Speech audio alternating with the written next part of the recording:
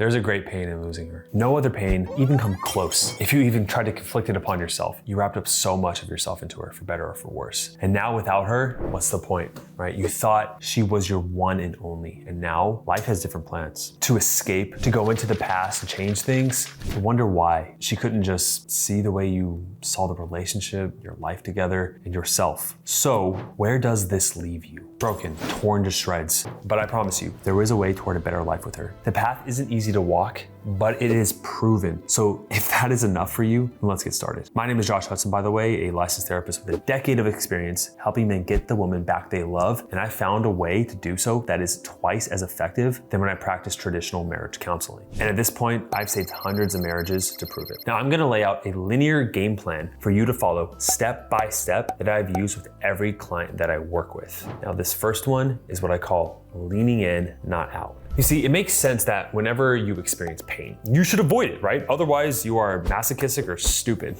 However, the more I study emotions and the processes they have within us, the more I realize how illogical they are, right? Counter to logic. You see, you must understand the role of emotions before I even tell you about the leaning in process. So let's dive into how emotions work and why they're even there in the first place. Just think of them like messengers, right? They're teaching you something that is pre-verbal. Now, I would argue they even hold more truth than our words can muster. See, words are just symbols, right, that are trying to convey truth. But the proper understanding and processing and integration of your emotional system leads to better emotional intelligence and bolsters a higher sense of self-worth that gets her back. So that's how the importance of emotional intelligence plays a role. But the suppression of such emotions can have long-term negative effects. And that's what leaning out is. You see, the way people lean out when their partner leaves them is whereby you, let's say for example, you bury yourself in work. That one's probably like, oh crap, right? You'll distract yourself with pornography, social media, TV. You'll oftentimes overthink or over problem solve, and you'll try to manage others more in your life. Now that's just to name a few examples of how people are leaning out and not into their emotions. But this continued process prevents you from learning the knowledge you need in order to learn, grow, and heal, which thereby prevents you from becoming the man that ultimately has the best opportunity to win her back in your arms. So what does leaning in look like? Well, it's a 4-step process, okay? It is knowing how to identify, listen, learn, and integrate those emotions. Now, lately I've shut off my emotions of hopelessness and victimhood, right? Of what I see. And whether or not it's true, I see that as weakness, okay? Which is why like the pinnacle man, the apex male is a guy who takes full responsibility. But oftentimes when my partner, when her and I get in a fight, what happens is that because I see her being a victim, like, oh, like I did wrong to her, and I hate the victim in myself, I see it as weak, I see her as weak, and I invalidate her emotions. So my inability to oftentimes process hopelessness or victimhood because I hate it in myself, I oftentimes judge that in others. You see how this works? And so you are going about your life, if you're not allowing and accepting certain emotions in your life, when others show it, your wife, your girlfriend, whatever, you will judge her, you will demean, you will try to limit her experience because you don't like that in yourself. Let's take one that is prototypical, right? I mean, a lot of guys can relate to what I just said, but like if she shows sadness and you grew up not being able to show that emotion, so when she shows sadness, you are gonna do everything in your power to get her to stop, and then she feels invalidated. You see how that works? So the first step of identification is for you to identify by looking at the conflict with your wife, what emotion in me am I not okay with in her, okay? Because oftentimes that is the emotion you're suppressing in yourself. So identify that part of you. The second phase is to listen. When you imagine that emotion is coming up for you right now. So for me, it's like victimhood, okay, hopelessness, lack of control, right? Where's that coming up for me? I feel a faint pit in my stomach, right? And just, this is the thought experiment, but just go with me here, okay? Years of knowledge, okay? If that part of you in your body, you identify where the emotion is, you can pause this and come back to it, but if that thing in you had a voice, what would it be saying? If I were to listen to that part of me, it would be saying, help me. You see, now if I go back to the instance with my partner, just by having the understanding and listening, whenever she's upset, even though she's not verbally saying help me, behind her words of anger or sadness, I'm seeing help me now. And you see how by my increased awareness around my emotional process, I can help her better, okay? That process of understanding, listening, and then having that conversation with her and recognizing it more leads to more learning. Now, the last phase is integration. Now, when you properly integrate your emotions through a guided process that I've taught my coaches and I have in the program, every individual is unique, by the way. You have to do this yourself because we need to hear the context of why the thing came. That's part of the integration process. Now, you can go to another therapist who may teach this or some book, but if you want an expert to guide you through this process, that's why you can set up a call down below with our team. And if you have the opportunity, you can join the program and we can teach you this process, but I can't teach it here because it's individual individual to the person with your context of the situation, right? You have a unique situation with your wife. And so we can only help you by hearing your situation first. And that's what the call is designed to do. All right, after you heal, now it's time to synthesize your system. Now, most of the men I work with lean into the people pleaser or the needy nice guy whenever their wife starts to leave them. You know, they see the only solution to the end of their pain is to get her back, to retain homeostasis, right? Imagine this piece of you left, you want to bring that piece back into you, okay? But you can't just yet. You see, whenever there's a rupture in the system, it has to get fixed first. In order to do so, you have to establish or solidify who you are. Remember, with her gone, you feel broken. Okay, now to some men, that seems like a bad thing, but believe me, you feeling broken right now, torn to shreds, is the biggest opportunity you have for growth, right? You have to rebuild yourself, but how do we do that? Well, again, I have a whole process in a short amount of time here. I can't really go into it, but I will, if you want me to go into a future video, just comment down below that you want me to, and I'll make a video on that. But there are 3 core tenets I have called in the triangle of life, right? They are the body, mind, and spirit. And all of these have 3 subdivided parts to help integrate and become whole in the system, right? Now with your body, it is sleep, okay? It is nutrition, and it is working out. Quite simply, this Oura ring right here tracks my sleep, okay? And you didn't recognize how much of your mood and your emotional state is connected to your sleep. You need to get this thing, and it's not even sponsored, okay? But like, trust me, tracking your sleep, you'll see how much better your life improves. We are all sleep deprived. The second is drinking enough water every day. You are also dehydrated, I guarantee it. Most people don't drink enough water.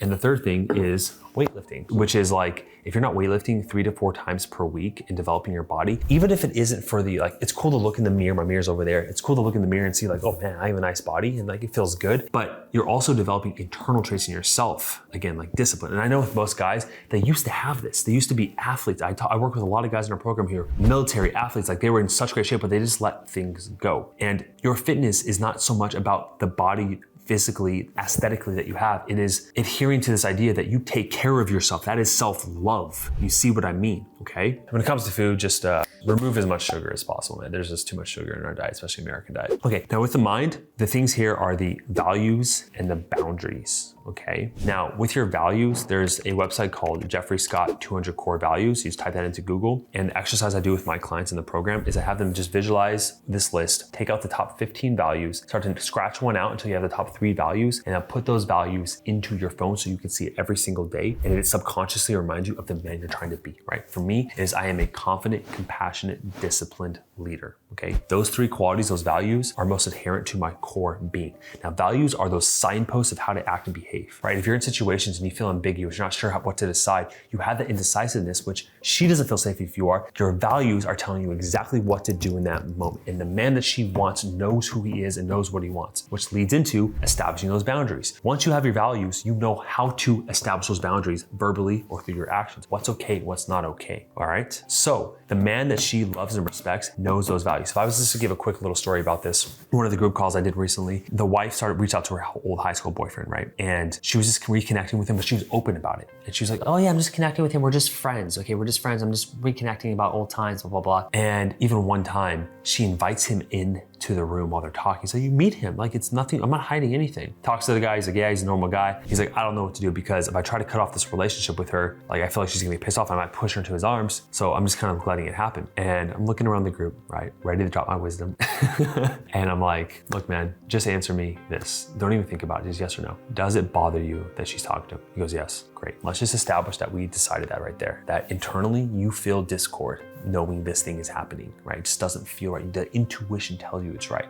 Don't go up in here, go in here. Based on that knowledge now, in front of all these men, you have to establish your boundaries and who you are as a man. You have to tell her this. When you tell her, you are not controlling her, saying you can't see this guy, you can't talk to him. But as a high value man, you express how it feels. You say, hey, this makes me feel this way. And if she respects you, if she loves you, if she cares about you, which in your paradigm, she should because you love and care and respect yourself, she will then do something to respect you more in that decision. But by you being complicit, she knows you're not okay with it. She knows you're not okay with the boundaries that you internally feel discord with. That's her testing you, and you are losing every single time if you don't have that conversation. So that is the importance of boundaries, okay? If you wanna know what happened to him, only positive things. You'll see him on a testimonial call soon. Okay, now that you have full emotional intelligence and the process to go in there and to not have these blind spots that create conflict with her, now that you also understand the importance that when she pulled away from you, she took a piece of you and you have to reestablish who you are, build up who you are so she feels that when she comes back into you, it's a win-win relationship, that she's not like filling you up, right? Being mommy to you. When you do those things correctly, it's gonna lead to this third concept and actually practical exercise and how to get her back, which is what I call judo dialect. Now, I'm not a judo expert. I got a black belt in Taekwondo, but for the judo experts, you can correct me. But what I know about judo is that you will use your opponent's force against them and use their energy, and you kind of like reverse it onto them, and it causes them to,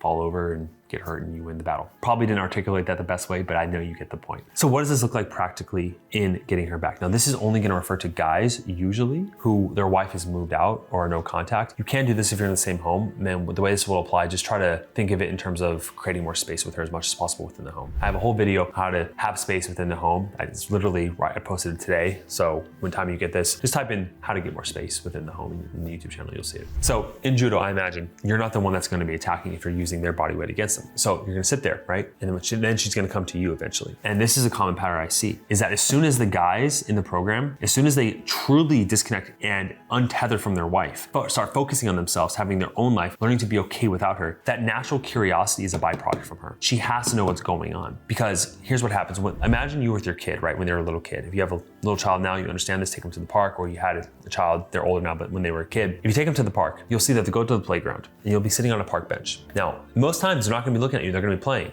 but once in a while, they'll check back to see if you're there. You are their safe base. We always make sure through touch points that our safe base is there when we are neurologically attached. Your wife is still attached to you neurologically. And if you give space for long enough, she's gonna do a touch point. She's gonna effectively, metaphorically look over and see if you're there. This comes in the form of texting you, of calling you for help with chores, something with the kids, whatever it is. She's reaching out to you to make sure that you are still there. Now, what most guys will do is they'll be like, oh, she's reaching out to me, and they'll like lean into it. And she's like, oh yeah, he hasn't changed, okay? So the first thing you wanna do though, in this whole entire process with the judo dialect, is you have to take that space and let her come to you, okay? Now, when she does this, you are going to show her your changes, because what she's gonna do is that she's gonna show a little bit of interest, and if you take the bait and then some, she's gonna know you haven't changed. So what does this look like? I'll give a small example to prove the point. Let's say you're like, okay, I went 2 weeks without texting her and saying anything to her, or like not reaching out to her, not if you're living with her, I didn't try to ask her on a date, or I try to get her to go do something, and then she makes a small little move. If you then overextend and like text her a lot back, or be like, oh yeah, let's go on a date and I'll make you dinner and all this thing. She's like, oh my God, he was using this space as a technique. It is pivotal that you do not overcompensate when she finally reaches out to you. That in fact, you're just kind of nonchalant about it. You just respond to her. You don't show over interest, okay? This is the whole idea I talk a lot about in the channel, to want her but not need her, okay? Because she will test that, and if you are needy, boom, rejected. Now, by her reaching out and you're not showing extra interest, affected by judo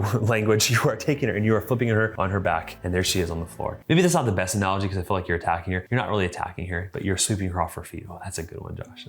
You're sweeping her off her feet with her own interest. You see how this works? You're assuming that she's the one coming into you, and you are effectively communicating to her that you do not need her. Now, to prove the effectiveness of this strategy, you can check out the reviews channel down below and see pretty much every single guy where another man was in the picture, this whole process always worked, where the wife was no contact. That there was a significant period of time where they just didn't reach out. She came out and she tested when she came back to see if they would give in. They held their boundaries. They didn't overextend in their enthusiasm. And then she came back into their arms. It happens every single time. I'd be blind if I didn't see it at this point. Thank you for watching the video. Watch the whole space living within right here if you want. And I'll see you next time. Bye.